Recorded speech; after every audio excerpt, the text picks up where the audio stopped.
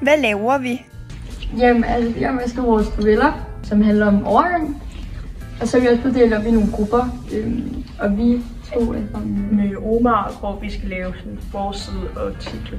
Ja. Hvad synes du om forløbet? Jeg synes, det er fedt at være fætter, altså skrive sine egne bøger. Hvorfor ikke? Altså, det er ikke noget, der kommer til at blive i fremtiden, men det er meget sjovt her om i skolen at prøve i dag, tænker jeg. Hvad handler din historie om?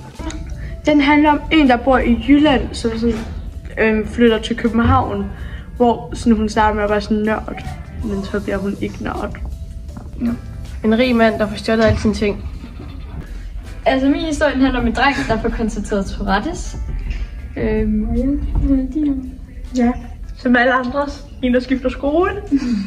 Hvordan synes du, vi har klaret det, Kasper?